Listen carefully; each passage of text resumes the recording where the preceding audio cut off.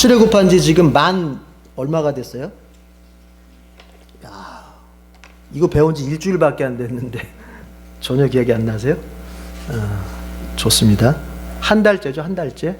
예, 한 달째. 16장 보시면 16장 1절 맨 끝에 어떻게 돼 있죠? 이집트 땅에서 나온 뒤 둘째 달 보름 되던 날이라 그랬잖아요. 그러니까 출애굽 한 달이 1월이잖아요. 1월. 그렇죠? 1월 며칠 날 했어요?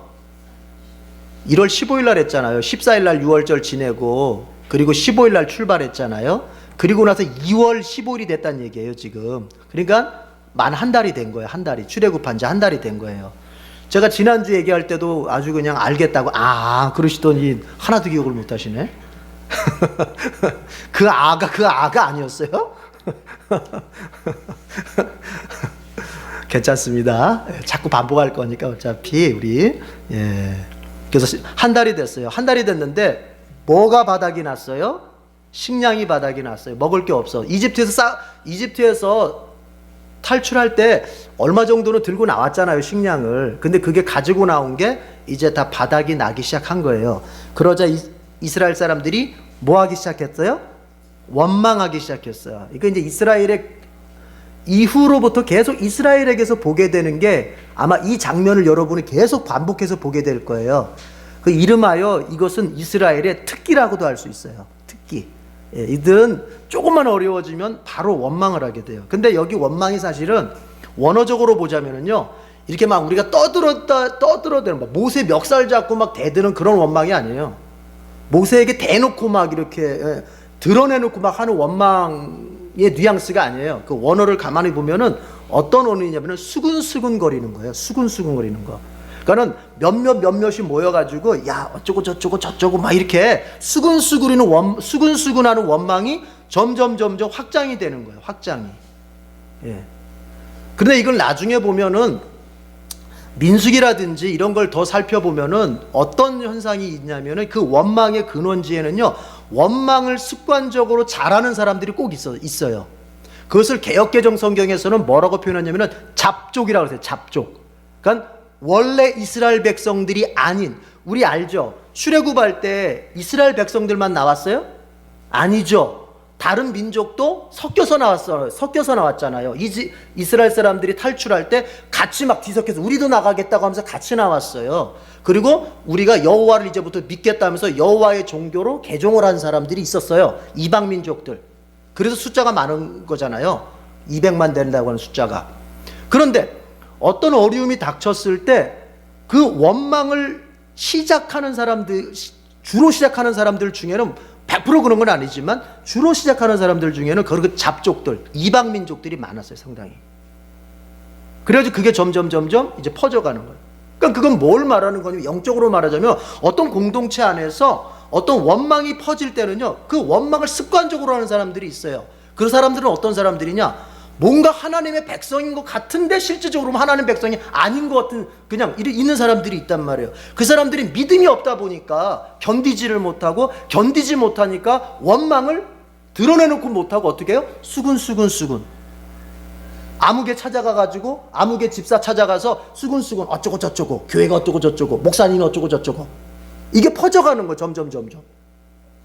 그래서 여기 원망하다라고 하는 게 아까 제가 말씀드렸죠. 원어적으로는 수근거림이라고 하는 그것이 그런 분위기. 그게 점점 퍼져가서 이스라엘 전체가 이제는 모세에게 드러내놓고 이제 원망을 하는 그렇게 해요. 항의예요. 항의의 내용은 간단해요.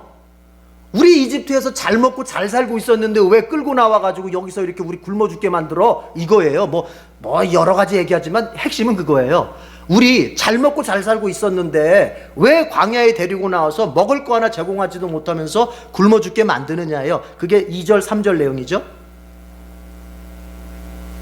그러나 어떻습니까, 여러분? 그들은 잘 먹고 잘 사는 처지가 아니었고 노예의 처지였잖아요. 그래서 지난주 우리 그런 얘기 살펴봤죠. 사람은 자기의 어떤 것을 드러내려고 하면은 꼭 뭐 하는 성질이 있다? 과장하는 성질이 있다. 과장. 요만큼 아픈데 얼만큼 아프다? 하늘만큼 땅만큼 아프다. 나 요만큼 힘든데 사실 조금 참을 수 있는데도 내가 남한테 나를 어필할 때, 남한테 나의 아픈 걸 드러내려고 할 때는 뭐라고 뭐라고 얘기를 해요? 나 정말 못 살겠다. 죽을 것 같다. 이렇게 표현을 한단 말이에요. 그래서 우리가 누군가의 이야기를 들을 때는 특별히 저처럼 그리고 여러분처럼 아직 어린 자녀들을 키우는 사람들 입장에서는 잘 지혜로워야 될 게 뭐냐면 자식들이 죽겠다고 말할 때 그 죽겠다가 거의 90%는 풍선일 수 있다는 걸 알아야 돼요. 거품일 수 있다는 걸 알아야 돼요. 잘 봐야 돼요. 잘 살펴야 돼요. 그것을 아주 극대화해서 얘기하는 거예요. 예. 여러분 정말 죽을 것 같은 그 상황 가운데 있는 사람은요 말이 없는 법이에요. 말이 없는 법이에요. 정말 죽을 것 같은 사람은 말이 없어요. 덜 죽을 것 같으니까 지금 팔딱팔딱 하면서 자기 힘들다고 떠들어대는 거예요. 아직 떠들 힘은 남아있는 거죠. 네. 근데 과장하기 쉬워요.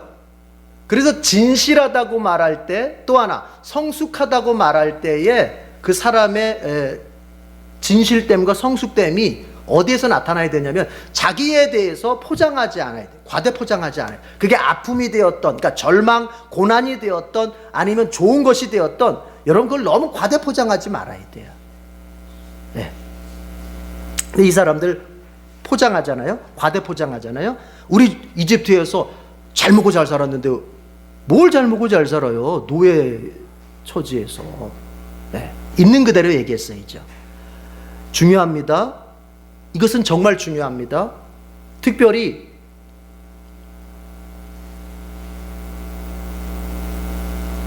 우리처럼 서민들은 더 중요합니다.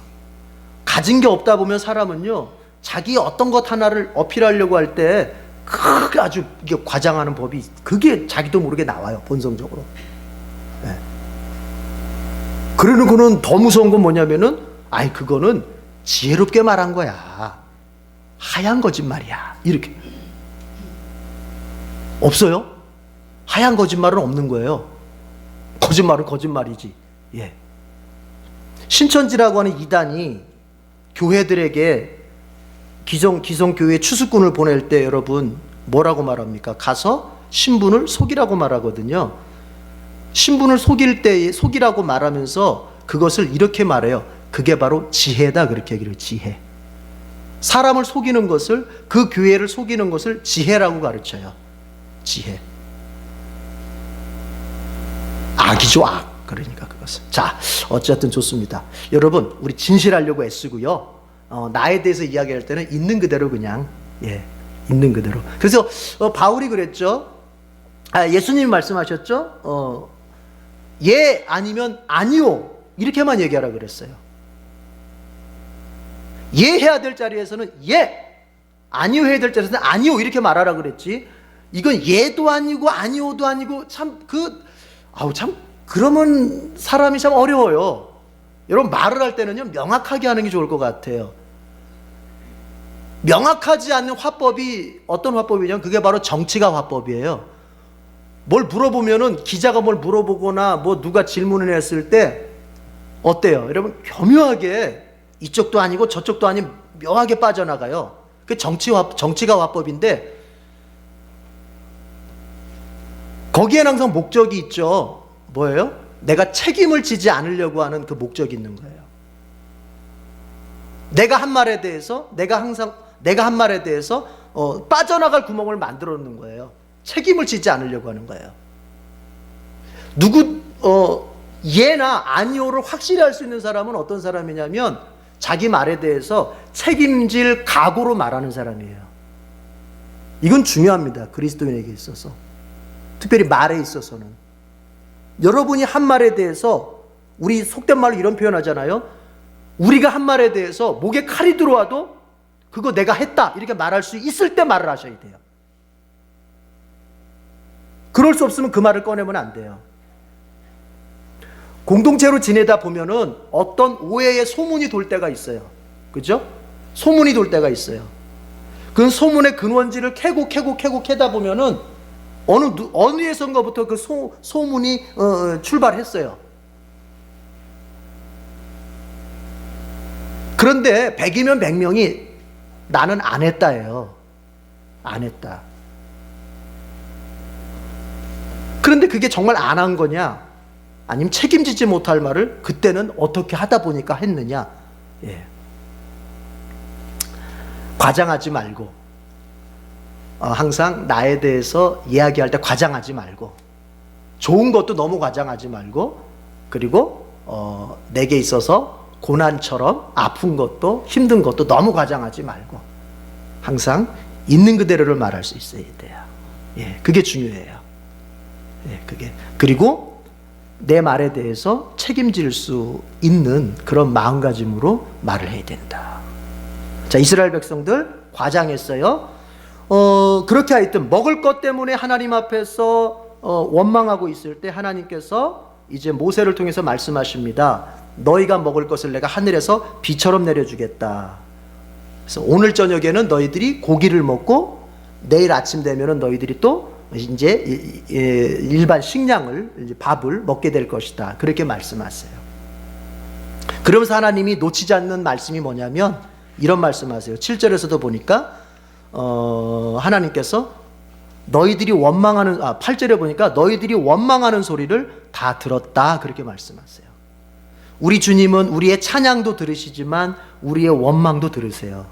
여러분, 우리가 그러면 신자로서 복받는 삶은 어디에 있겠어요? 하나님이 똑같이 찬양도 들으시고 원망도 들으신다면 복받는 길은 딱 하나예요.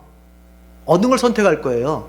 찬양을 들으실 수 있도록 항상 나의 삶이나 말이나 나의 어떤 고백들이 항상 준비되어져 있어야 돼요. 네.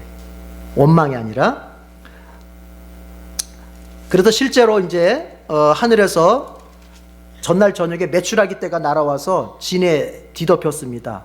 그리고 아침에는 안개가 쫙 꼈을 때 그 안개가 이제 꼈다가 쫙 빠지니까 거기에서 이제 그 지면 위에 서리처럼 뭐가 동글동글한 게 있었는데 그게 이제 만나라고 하는 거. 만나. 원래 히브리어로는 이게 뭐냐 그런 뜻인데 이게 처음 보는 거니까요. 이게 뭐냐 물었을 때 히브리어로는 마후 그랬거든요.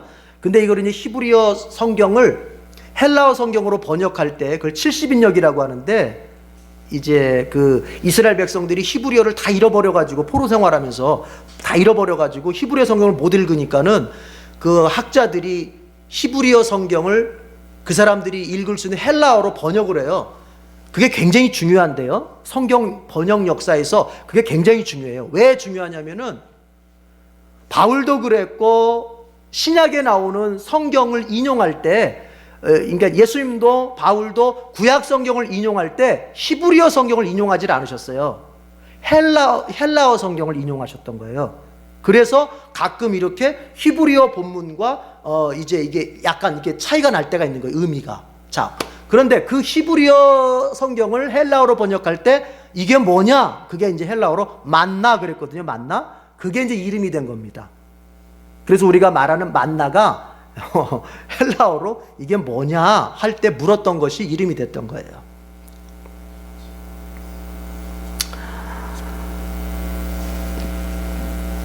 우리가 이거 한 가지 하고 이제 마지막 단락으로 갈 텐데, 세 번째 단락으로 갈 텐데, 여러분, 우리가 큰 은혜를 한번 받으면 그것으로서 신앙이 완성이 되는 건가요? 우리가 소위 말하는 강렬한 어떤 은혜 체험, 뭐 성령 체험, 뭐 다 좋아요. 어떤 강렬한 체험 하나를 하면은 신앙이 그거로서 다 끝난 거예요? 그러면 안 무너져요? 우리는 오늘 본문에서 보잖아요. 여기 있는 이스라엘 백성들이 어떤 체험들을 했어요? 애굽에서 하나님이 10가지 재앙으로 이스라엘을 보호하신 기적을 경험했고, 여러분 어떻게 바다를 갈라서 거기를 건널 수 있어요? 그걸 건너는 체험을 여러분 한번 물어볼게요. 그 신화라고 생각하세요? 역사적 사실이라고 생각하세요? 신화라고 생각하시는 분에게는 그 의미가 없을 거예요. 그러나 역사적 사실, 즉 현실이었다. 그것이 정말 하나님께서 홍해 바다를 갈라서 마른 땅 건너듯이 이스라엘 백성들이 건넜다고 하는 것이 그게 역사적 사실이었다면 지금 이 성경에 있는 이스라엘 백성들은 정말 이건 이 땅에 다시는 반복될 수 없는 기적을 경험한 거예요. 다시 반복될 수 없는. 그렇잖아요. 그리고 나서 그들이 홍해를 건너서 어땠습니까? 우리 노래 마라 15장에서 봤지만 얼마나 하나님 앞에 그 정말 기쁨의 찬양을, 하나님 앞에 영광 돌리는 찬양을, 우리는 구원해 주시고 애국 군대는 이렇게 멸망시켜 주시니 얼마나 감사합니까? 하나님 정말 하나님 위대하십니다 하면서 하나님 앞에 찬양이란 찬양은 다 드렸잖아요.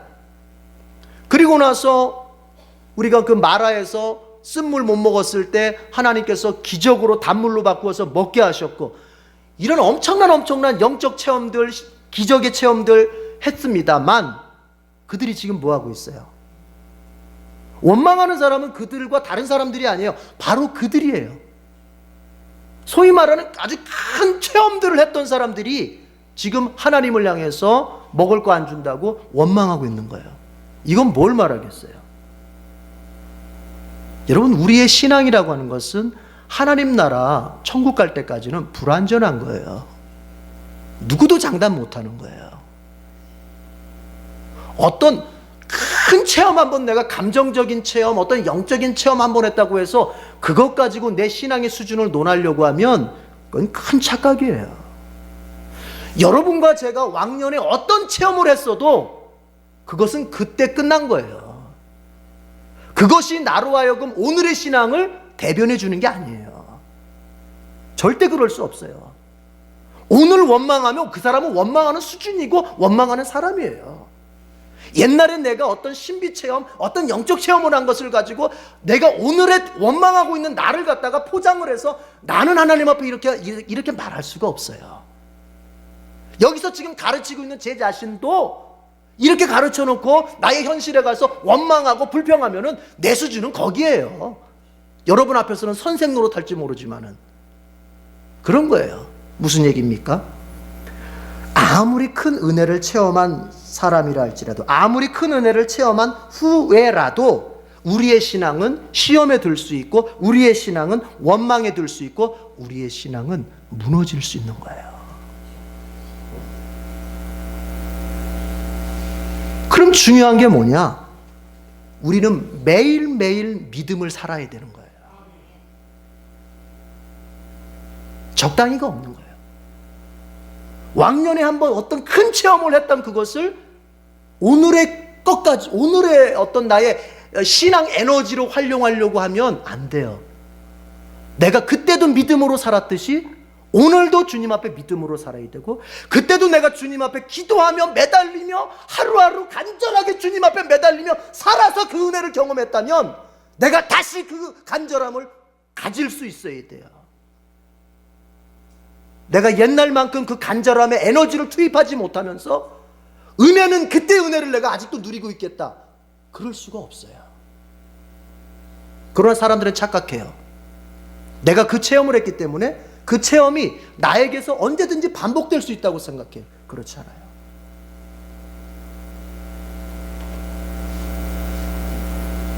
그래서요, 바울이 말한 것은 굉장히 중요합니다. 너희가 선줄로 생각하느냐? 그게 끝이 아니라는 거예요. 넘어질까를 조심해라. 큰 체험 하셨습니까? 여러분 자신의 믿음이 확실히 섰다고 생각합니까? 한 방이면 넘어져요. 한 방이면 넘어진다고. 그래서 우리는 어떻게 살아야 돼요? 늘 가난한 심령으로 주님 앞에, 주님이 나에게 오늘 은혜 주시지 않으면 나는 죽습니다 하는 마음으로 살아야 돼요. 정말 그런 거예요. 네. 그래서 우리의 매일매일이 주님 앞에서 주여 오늘 나에게 성령의 충만을 부어주십시오라고 우리의 온 힘이 다 쏟아 부어지는 그 열정의 신앙으로 살지 않으면 우리는 어느 순간 내가 그렇게 주님의 은혜 안에서 감격했고, 주님의 은혜 안에서 찬양했고, 주님의 그 은혜, 그 옷자락을 붙들며 살아왔던 거기로부터 내가 멀리 떨어져 있다는 것을 경험하게 되는 거예요.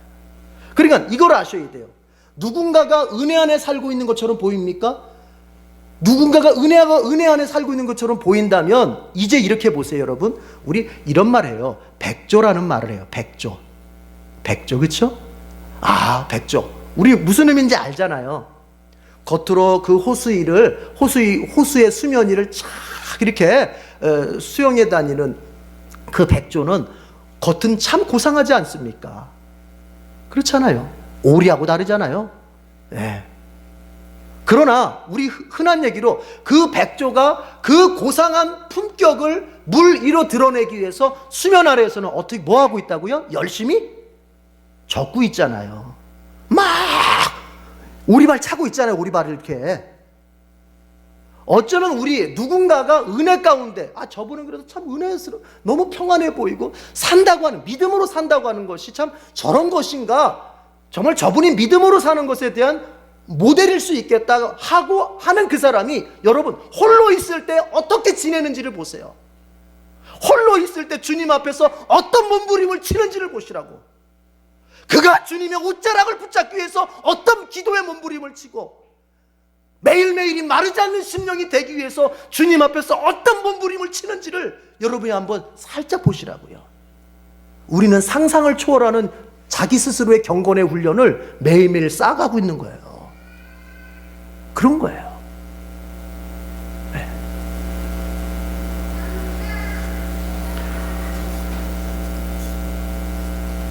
우리도 그렇게 살아야 돼요. 근데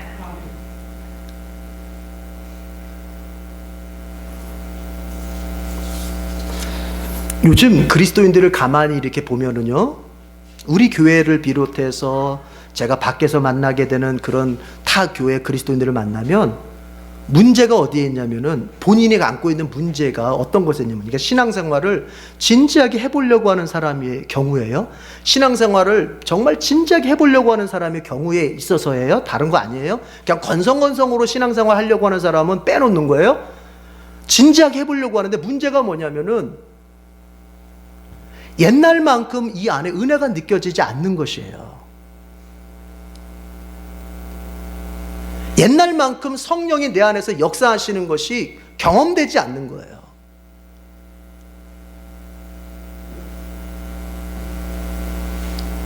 그러면 그것을 가지고 여러분 깊게 파고들어 봐야 돼요. 저와 여러분에게 정말 성령의 은혜로 매일매일을 사는 것이 중요하다면, 그게 중요하지 않다면 그건 생각해 볼 도 없고요. 그냥 세상 것이 내게 넘치면 그거로 족하나이다. 돈 많이 있고 내가 좀 적당히 잘 되고 그런 거로 만족하나이다. 그럴 것 같으면은 옛날만큼 은혜로 채워지지 않는 가슴이라 할지라도 문제될 게 없어요. 먹고 사는데 지장 없어요. 그러나 나에게 있어서 다 있어도 주님과 나와의 어떤 친밀한 그 교제가 메말라져 버리면 나는 도대체가 못 살겠다. 그런데 내 영혼이 내가 아무리 봐도 점점 그래가는 것 같다 라고 할 것 같으면 심각하게 고민을 해봐야 되거든요. 그리고 이것을 어떻게 풀어갈 수 있을까를 고민해봐야 돼요. 그런데 그 현상은 느끼는데 그 현상, 그러니까 메말라가는 현상, 주님 앞에 정말 은혜를 풍족하게 경험하지 못하는 그 현상은 가지고 있으면서 그것을 어떻게 풀어야 할까에 대해서는 깊은 고민은 잘 안 하는 것 같아요. 그 현상 때문에 고통스러워하고 그 현상 때문에 힘들어는 하는데 이걸 내가 어떻게 풀어야 될까? 이거에 대해서는 몸부림을 바울이 말한 것처럼 정말 피 흘리기까지 싸우는 그거는 없는 것 같아요. 여러분 이걸 아셔야 됩니다. 어떤 일은 아니 세상의 일은요, 시간이 더해지면 더해질수록 더 잘하게 되는 거예요. 왜냐하면 시간과 전문성이라고 하는 것은 어떻게 보면 같이 가거든요. 어떤 일에 대해서 내가 전문가가 된다고 하는 것은 그것을 파고드는 시간이 어느 정도 누적이 돼야 되는 거예요. 그렇죠? 예. 기계를 만지는 사람이 하루 기계 만진 사람하고 10년 기계 만진 사람하고 같겠어요? 다르죠. 그러나 신앙생활은 그렇지가 않아요. 신앙생활은 누군가가 10년을 했어도 절대 전문가답게 할 수가 없는 거예요. 왜냐? 그것은 매일매일이 주님 앞에서 믿음으로 살려고 하는 몸부림의 문제이기 때문에 10년을 예수를 믿고 10년을 교회를 다녔어도 주님 앞에서 믿음으로 살고 정말 주님의 은혜의 부어주심 속에서 살겠다고 하는 그 몸부림을 쳐보지 않은 사람은 그 깊이와 그 높이를 알지를 못해요. 되는 게 아니야. 시간 가지고 되는 게 아니고, 그거는 목회자도 마찬가지고 평시도 다 마찬가지예요. 10년을 교회 다녔다고 해서 내가 신앙의 어떤 전문가가 되는 게 아니란 말이에요. 매일매일 새롭게 우리는 당면하게 되고 매일매일 새롭게 나의 불신앙적으로 흐르고자 하는 나의 죄성을, 하나님을 반역하고자 하는 죄성으로 기우는 나의 그 죄성을 붙들고 씨름해야 되는 것이 매일매일이기 때문에 전문가가 될 수 없어요. 이 말을 이해하시겠습니까?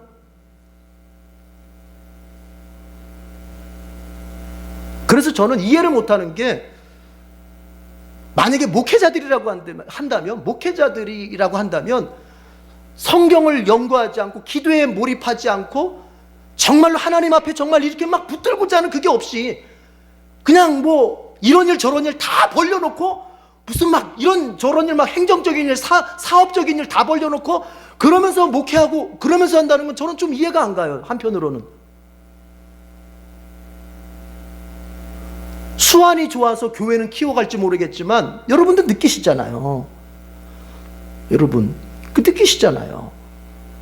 피아노 치는 사람들이 하루 피아노 치지 않을 때, 하루 연습을 쉴 때, 일주일을 연습을 쉴 때, 한 달을 연습을 쉴 때, 이게 다 감이 다 다르다는데 여러분 그게 피아니스트만의 문제겠습니까? 그렇지가 않아요. 그리스도인들이 하루 기도 안 할 때, 일주일 기도 안 할 때, 한 달 기도 안 할 때 이게 다 달라요. 감이 다 달라요. 이해하십니까? 믿으십니까? 네. 그걸 느껴야 돼요. 그걸 느껴보지 않은 사람은 엄밀한 의미에서 거듭난 그리스도인이라고 말하기가 좀처럼 어려워요. 왜요? 성령이 내 안에 있으면요,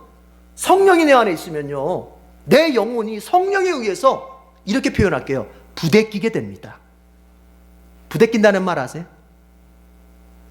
아시죠? 부대낀다는 말 속이.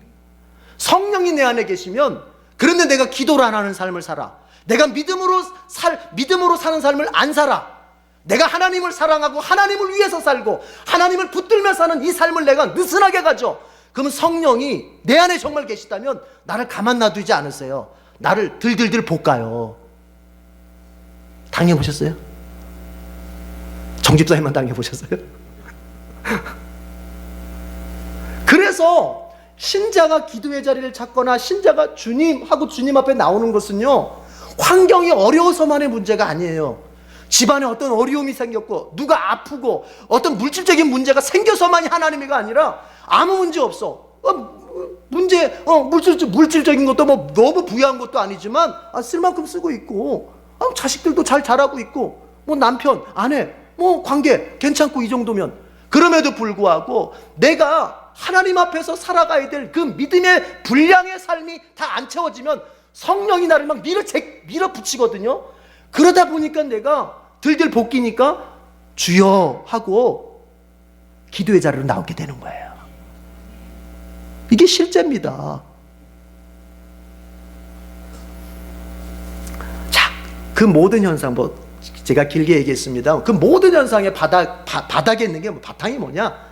우리가 한 번 주님의 은혜를 받았다고 해서, 특별히 우리가 초신자일 때, 내가 예수님 맨 처음 영접할 때 예수 그리스도를 만났던 감격이 내 아무리 이 가슴 속에 넘치도록 강물처럼 흘러넘쳤어도, 여러분 그것은 이제 감격이 시들어가게 마련이고, 그 감격이 나를 움직일 수 없는 더 큰 신앙의 문제로 나를 밀어가는 거예요.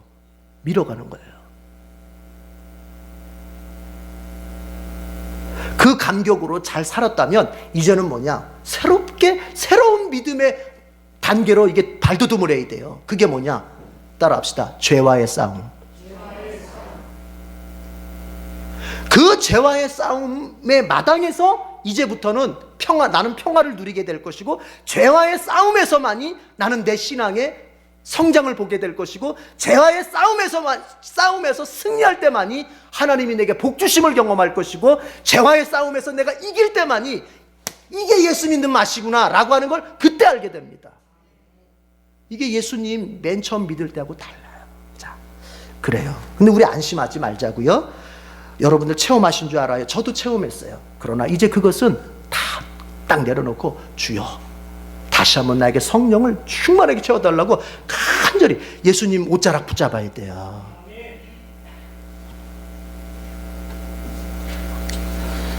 세 번째 단락을 보면요, 26절 나침반 표시할게요.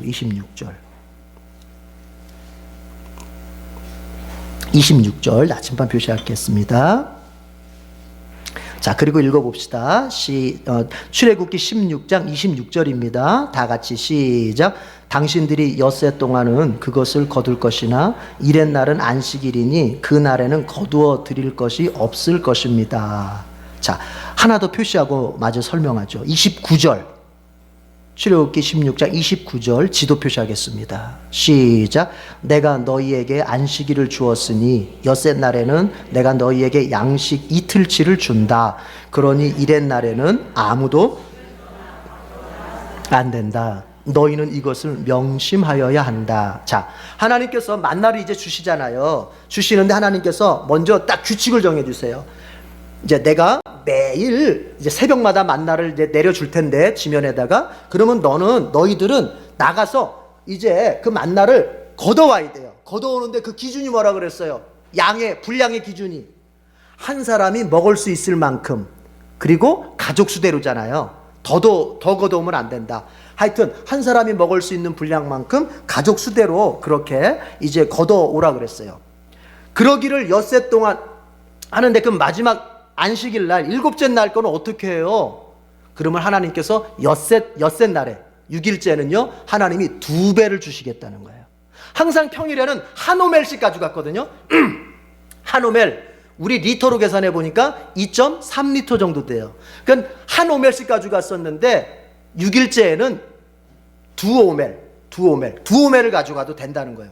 만약에 평일에 욕심내가지고 더 많이, 자기가 가져가야 될 분량보다 더 많이 가져가면은 그걸 집안에다 보관해 둔다 그러면 어떻게 됐다 그랬죠? 썩어버렸다 그랬잖아요. 부패해버린다 그랬잖아요. 그래서 하나님께서 그렇게 규칙을 정하셨어요. 그러면서 일곱째 날에는 절대로 만나를 거두러 나가지 말아라, 그렇게 말씀하셨어요. 여러분, 생계의 문제라고 하는 건요 반드시 신앙훈련의 한 품목이에요. 나의 생계의 문제와 신앙의 훈련을 따로 놓고 생각하면 안 돼요. 그래서 우리 그리스도인들이 직장을 선택하는 문제라든지, 그리고 직장 생활에 있어서의 신앙생활 어떤 관계성, 이것을 항상 따져보는 것은 그리스도인으로서 정상이에요. 그러니까 이렇게 되지가 않는다는 거예요. 금강산도 식후경이다. 일단 먹는 게 우선 아니냐. 그래서 먹고 사는 문제 해결해 놓은 다음에 주머니가 든든해야 신앙생활도 할 수 있는 거지, 이런 개념으로 신앙에 접근하면 안 된다는 거예요. 항상 여러분, 예수님께서 마태복음 그 6장에서 하신 말씀 우리 다 알잖아요. 무엇을 먹을까, 무엇을 마실까, 무엇을 입을까, 이건 다 이방인들이 추구하는 것들이고, 너희는, 하나님의 백성은 먼저 하나님의 나라와 하나님의 의를 구하라 그랬단 말이에요. 그럼 한번 생각해 봅시다. 하나님의 나라와 하나님의 의를 구한다고 하는 것이요, 현실적으로 딱 그것을 적용을 하자면 여러분 어떻게 적용이 될까요? 무엇을 먹을까 마실까 보다, 무엇을 입을까 보다 하나님의 나라를 먼저 구한다고 하는 것을 현실에도 적용하다면 그게 뭐가 되겠어요? 뭐가? 바로 먹고 사는 문제보다 하나님에 대한 신앙을 먼저 구해야 된다는 거예요. 믿으십니까?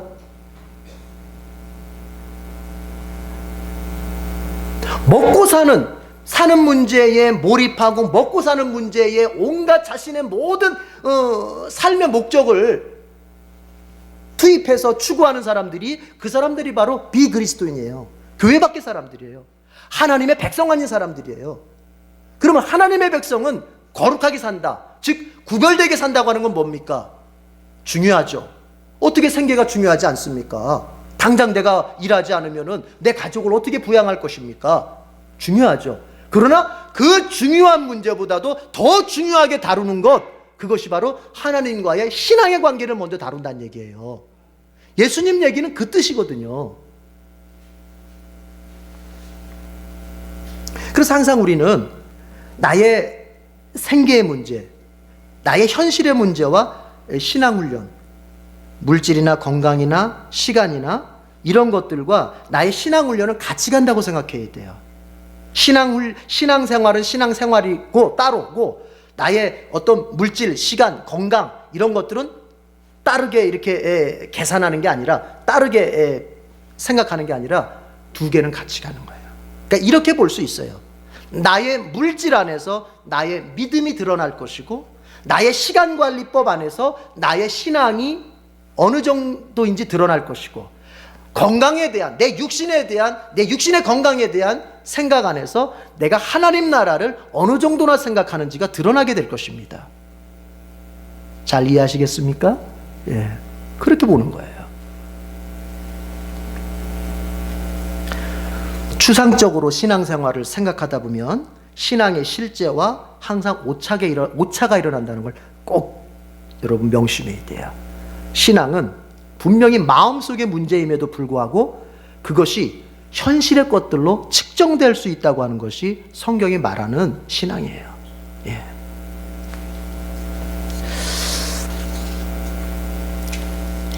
그래서 하나님께서는 안식일에 만나 가지러 가지 마라.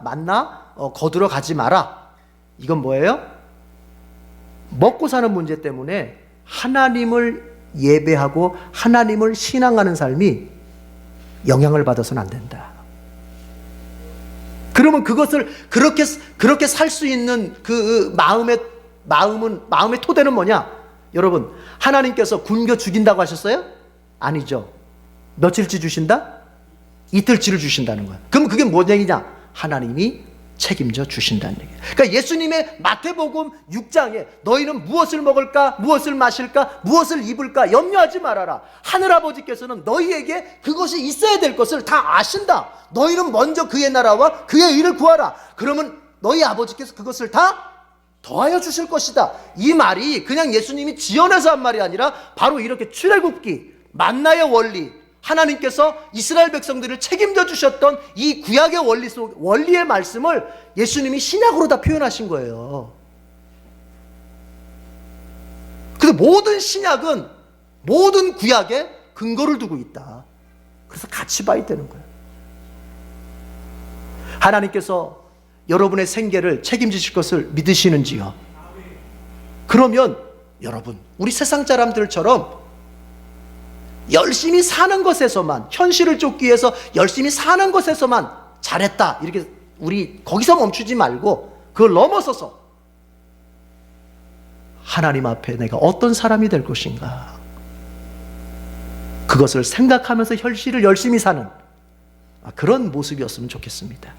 그러다가 혹 하나님께서 어떤 훈련이라든지 하나님께서 어떤 뜻이 있어서 우리의 현실을 조금 막힌 듯이 보이게 하고 우리의 현실을 뭔가 책임져 주시지 않는 듯이 보인다 할지라도, 여러분, 방금 여러분이 고백했던 것처럼 먹을 거, 마실 거, 입을 거 책임져 주십니다, 아멘 했던 그 믿음이 어디까지 가야 돼요? 막힌 듯이 보이고 책임져 주시지 않는 듯이 보이는 그 현실에서도 아멘, 우리 하나님 여전히 나 책임져 주신다, 그 믿음으로 갈 수 있어야 돼요. 그게 믿음이에요. 이스라엘 백성은 지금 그게 없었던 거예요. 없었던 거예요. 식량이 바닥나고 보니까 통장에 잔고가 좀 있었을 때는 믿음으로도 견딜만 했는데, 통장의 잔고가 점점 줄어가니까 덩달아서 뭐도 점점 줄어갔어요? 믿음도 점점 줄어갔던 거예요. 여러분, 통장의 잔고가 줄어갈수록 우리의 믿음은 더 상승할 수 있기를 바랍니다. 때로는 하나님께서 오히려 내 믿음을 상승시키기 위해서 내 통장의 잔고를 내리실 때가 있어요. 그러실 때가 있어요. 어쩌면 지금 우리 가운데서는 그 현실을 살고 있는 분이 계실지도 모르겠어요.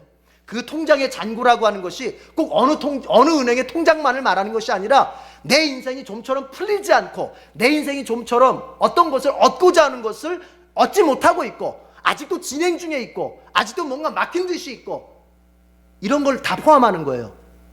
그러나 그런 모든 환경이 나에게 주어진 이유가 어디에 있느냐? 너 이제 그만 망해라, 너의 인생은 이제 끝났다가 아니라 너 믿음이 한번 더 높이 올라가 봐라. 나를 한번 붙잡고 네 믿음으로 네 인생을 한번 상승해 봐라 하시는 하나님의 깊은 뜻이 있는 거예요.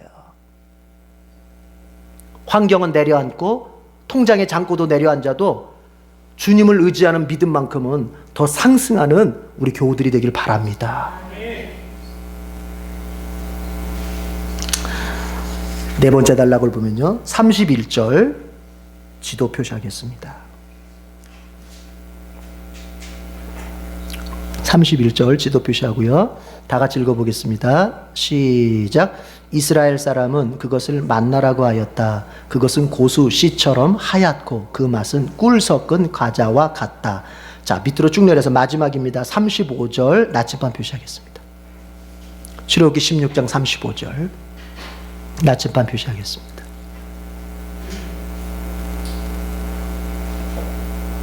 자, 다 같이 읽어보겠습니다. 시작. 이스라엘 자손은 정착지에 이를 때까지 40년 동안 만나를 먹었다. 가나안 땅 접경에 이를 때까지 만나를 먹었다. 아멘. 이스라엘 자손이 이제 지금부터 만나를 먹기 시작합니다. 그런데 그들이 몇 년을 먹었죠? 40년을 먹었다고 합니다. 이 40년이란 숫자보다 더 중요한 것이 뭐냐면은 정착지에 이를 때까지라는 말이에요. 정착지는 어디예요? 가나안 땅이잖아요. 이로써 하나님께서 신약시대를 살고 있는 우리에게 보여주시는 것이 뭐냐면, 여러분 정말 이런 믿음 가져야 돼요. 하나님께서 내가 천국에 이를 때까지 내 삶을 책임져 주신다. 이 믿음. 우리 지금 윤 권사님, 윤찬욱 권사님이 지금 엘림 요양원에 지금 요양해 계시는데, 그분이 저를 뵐 때마다 제 두 손을 붙잡고 하는 얘기가 뭐냐면, 하나님께서 저를 위해서 예배하신 곳인 것 같아요. 이렇게 얘기를 해요.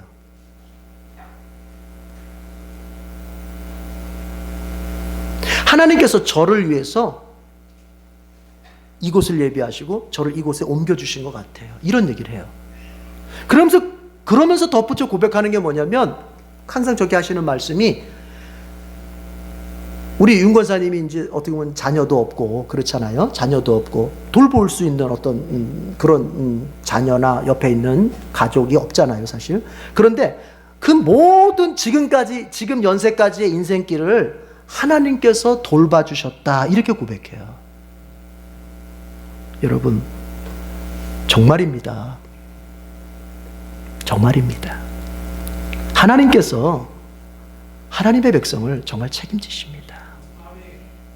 그러나 단 한 가지 유의할 점이 있어요. 그건 뭐냐? 윤 권사님이 그것을 그렇게 고백할 수 있는 것은 자족하는 마음이 있기 때문에 그런 거예요. 자족하는 마음. 자족이란 뭐냐면요, 여러분 자족과 체념은 달라요. 체념은 포기하는 거예요. 하나님에 대한 신뢰도 없이 그냥 현실에 안주하고 포기해버리는 거예요. 그러나 자족은 뭐냐? 하나님이 내게 주신 것을 귀하게 받는 겁니다. 하나님이 지금 나에게 주신 이 환경, 이 형편을 내가 감사함으로 받는 게 자족이에요. 만약에 여러분들 안에 지금 기쁨이 있고, 여러분들 안에 앞으로의 소망도 있고, 여러분들 안에 오늘을 산다고 하는 것이 정말 헛되지 않고 이것은 의미가 있다라고 생각하시는 분이 있다면, 그 사람은 분명한 거예요. 뭐냐? 자족하는 마음이 있는 거예요. 하나님께서 나에게 주신 오늘이 감사한 마음이 분명히 있는 거예요. 그게 없이는 안 돼요. 그러나 만약 우리 중에 사는 게 정말 허망하고 하루하루 사는 게 세상 사람들 말처럼 죽지 못해 내가 산다, 먹고 사는 거 다 먹고 살고 정말 어떻게 보면은 내가 살 만큼 사는데도 이 마음에 만족함도 없고, 이 마음이 어떤 정말 예수 믿는 것으로서 말미암아 어떤 만족함도 없고 그렇게 산다면 딱 하나예요. 그건 그 사람에게는 바울이 말하는, 그리고 윤 권사님이 가지고 있는 자족함이 없는 거예요. 하나님께서 나에게 지금 이때를 주신 것이 감사함이 없는 거예요. 이걸 알아야 돼요. 여러분, 세상에서 아무리 가치가 있는 것이라고 하는 것들도요, 가지고 일주일만 살아보세요. 사람은 그것이 권태로워지고, 그것이 익숙해지고, 그것이 실증 나면서 만족감이 다 없어지는 거예요. 여자분들 가구 사보세요. 그 가구 가지고 처음엔 그렇게 기쁘지만, 그래서 평생을 내가 그 가구를 그냥 닦고 하면서 그냥 광을 내면서 살 것 같지만, 한 몇 개월 지나 보세요. 먼지가 내려앉고 손도 안 대고 그렇게 되는 거예요. 세상의 일이라고 하는 것은 다 그렇게 허망하게 느껴지는 거예요. 그러나 예수님 안에서 오늘을 바라볼 때 이 마음속에 감사가 있고, 그리고 기쁨이 있는 사람은 만족해요. 여러분, 요양원에서 산다고 하는 게 집에서 사는 것만큼 편하겠습니까? 요양원에서 지낸다고 하는 게 그 복지사들이 그 도우미들 손길을 받으며 산다고 하는 게 자식의 봉양을 받으면서 사는 것만 하겠습니까? 그럼에도 불구하고 권사님 마음속에 하나님께서 나를 위해서 예비하신 곳입니다. 나 천국 갈 때까지 여기서 정말 기쁘게 살렵니다. 이렇게 말하는 것은 하나님이 나에게 주신 것에 대해서 그게 무엇이 됐든 간에 감사하게 받으려고 하는 믿음이기 때문에 그런 거예요. 다 잊어버려도 좋습니다. 여러분이 오늘 이 예배를 마치고 다시 여러분의 집으로 돌아갈 텐데 다 잊어버려도 좋습니다. 지금 여러분에게 주신 남편, 지금 여러분에게 주신 아내, 지금 여러분에게 주신 자식들, 지금 여러분에게 주신 재능들, 지금 여러분에게 주신 환경들, 지금 여러분에게 주신 처지들, 여러분 감사함으로 받아보세요. 거기에 기쁨이 생기고 만족이 생기면서 더 높은 곳으로의 소망도 생기게 될 것입니다. 기도하겠습니다.